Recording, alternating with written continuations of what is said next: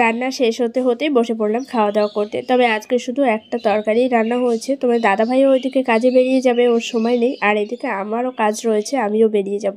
তাই বললো আর কোনো কিছু রান্না করতে হবে না, গরম গরম এই দিয়ে আমরা খাওয়া দাওয়া করে নিই।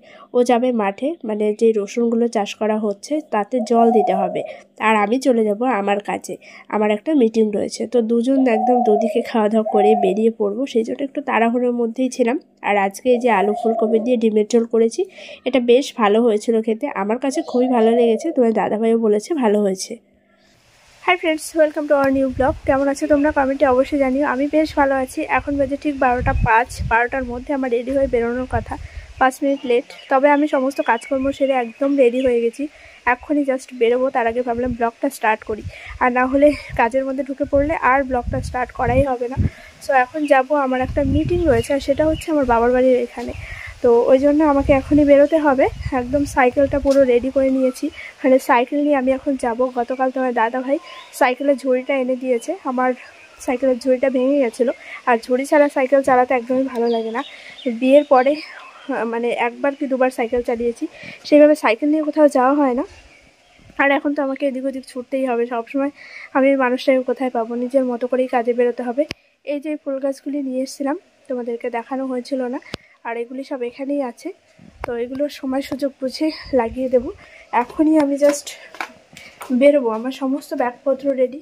রান্নাঘরের কাজ শেষ, তালা মেরে দিয়েছি। এই ঘরটারও কাজ শেষ। এখন জাস্ট এই ঘর থেকে আমি ব্যাগটা নেব আর ঘরটা তালা দিয়ে বেরোবো। চলো, এই হচ্ছে আমার বাহন। এটাকে নিয়ে এখন আমি পৌঁছে যাব আমার কাজের জায়গায়। অনেক দিন পর আবার সেই স্কুল লাইফের কথা মনে পড়ছে। আগে যখন টিউশনি পড়তে যেতাম, স্কুলে যেতাম, সাইকেল তো বিয়ের পরে সেভাবে চালানোই হয়নি।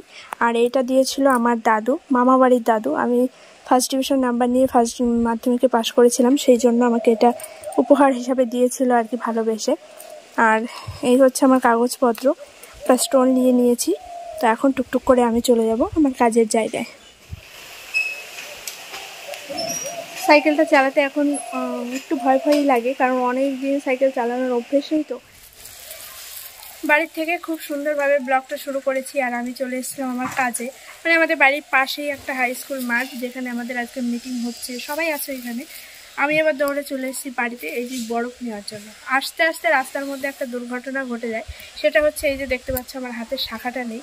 মানে এত অসভ্যের মতো কাজ বাজ করে রাস্তার মধ্যে লোকজন, মানে কি বলবো, মনে হয় যেন নিজের রাস্তা, মানে ওটা যে আরও কিছু পাবলিক ওর মধ্যে দিয়ে চলাফেরা করবে সেটা বলেই যায়। যার যখন প্রয়োজন সে তখন সেইভাবে ব্যবহার করে।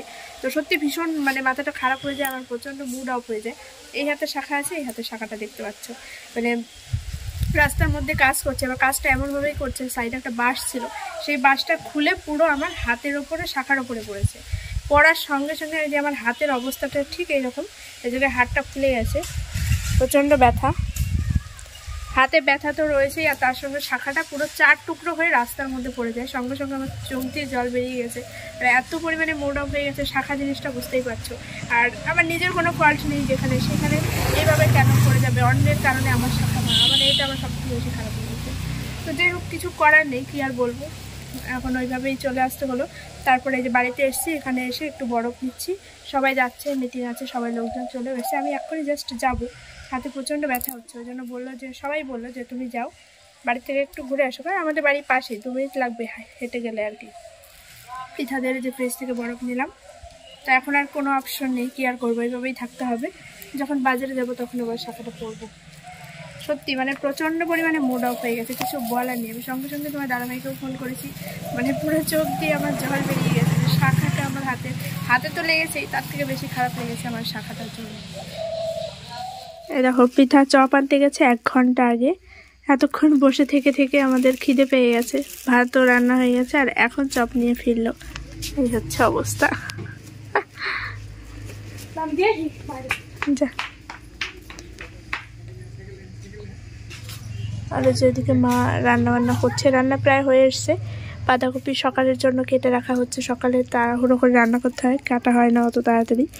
আর এখানে আছে যে প্যাটিস, তারপর হচ্ছে লঙ্কা ভাজা, ওই দেখো লঙ্কা ভাজা।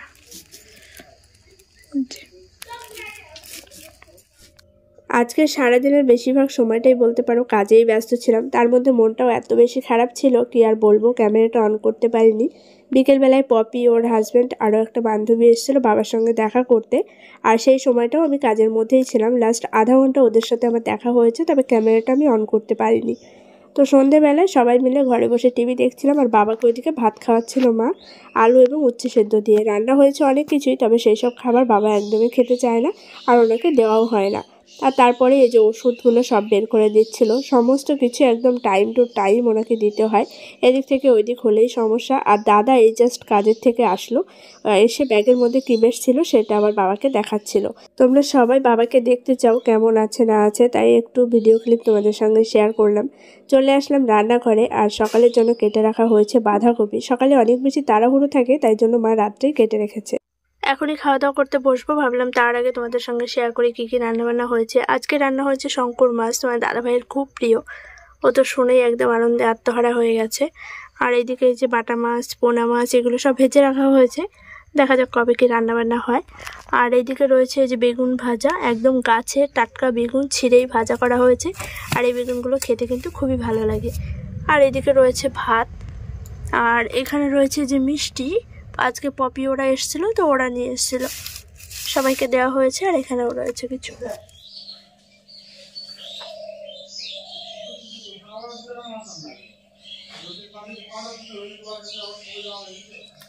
আমি চলে এসেছি বাড়িতে, আর বাড়িতে এসে বসে পড়েছি আমার কাজ নিয়ে। এই যে এখানে রয়েছে 100টা মতো ফর্ম, এগুলো সব ফিল আপ করতে হবে 2 থেকে 3 দিনের মধ্যে। আর আমাদের ওখানে নেটওয়ার্কের ভীষণই প্রবলেম, কি আর বলবো। আমার শরীরটা প্রচণ্ড খারাপ, গলা শুনে কতটা বুঝতে পারছে জানি না, এত বেশি ঠান্ডা লেগেছে কি বলবো। একটু আগে গলা দিয়ে আওয়াজই বেরোচ্ছিল না, তারপর একটু গরম জল করে খেলাম বাড়িতে এসে। এখন দিয়ে একটু আওয়াজ বেরোচ্ছে, কিন্তু আমার নাক, মুখ, মাথা পুরো মানে ঝিনঝিন ঝিনঝিন করছে, এত অসহ্য লাগছে। ঠান্ডা লাগলে প্রচণ্ড পরিমাণে কষ্ট হয়ে যায়। তো এখন বিছানাটা করে দেব, আর তার আগে তো সমস্ত কিছু গুছিয়ে নিয়েছি। বেশ কিছু জিনিস আনা হয়েছে এখান থেকে। আর আসার সময় মা আবার কতগুলো লেবু দিয়ে দিল। বাবাকে দেখতে আসে সবাই, ফল টল নিয়ে আসে। পপি ওরা এসেছিলো, ওরা অনেক ফল দিয়ে এসছে, মিষ্টি দিয়ে এসছে। তো তোমাদের সঙ্গে আর ভিডিও শেয়ার করা হয়নি। আমি ওই জায়গায় কাজে গেছিলাম, ট্রেনিংয়ে, তোমাদেরকে দেখিয়েছি। তো সেখান থেকে আর কি ওই জায়গায় আমি ঢুকেছিলাম, ওদের সঙ্গে আমার মোটামুটি আধা ঘন্টার মতো দেখা হয়েছে। ওরা অনেক আগেই এসেছিলো, কিন্তু আমি আমার কাজে ব্যস্ত ছিলাম আর ওদের সঙ্গে সেভাবে টাইম দিতে পারিনি। যেটুকু সময় ছিলাম সেটুকু আর ভিডিও করা হয়নি। আর ওই শাখাটা বেরিয়ে যাওয়ার পর থেকে আমার মুডটা প্রচণ্ডই অফ ছিল।